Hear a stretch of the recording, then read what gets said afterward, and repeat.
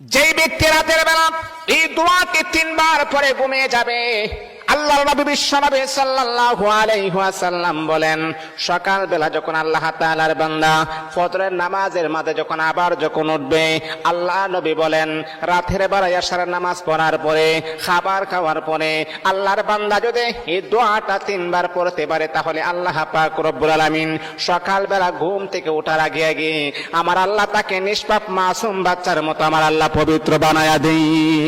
দোয়াটা সবাই আমরা জানি, আমরা সবাই কিন্তু দোয়াটা জানি, কিন্তু আমরা আমলটা করি না। দোয়াটা হলো আস্তাগফিরুল্লাহাল্লাযী লা ইলাহা ইল্লা হুয়াল হাইয়ুল কাইয়্যুম ওয়া আতুবু ইলাইহি লা হাওলা ওয়ালা কুওয়াতা ইল্লা বিল্লাহিল আলিয়্যিল আযীম। 3 বার যদি আপনি পড়তে পারি, ইনশাআল্লাহ আল্লাহ পাক রব্বুল আলামিন আমার আপনার জীবনের সমস্ত গুনাহগুলোকে আমার আল্লাহ ক্ষমা করে দিবেন।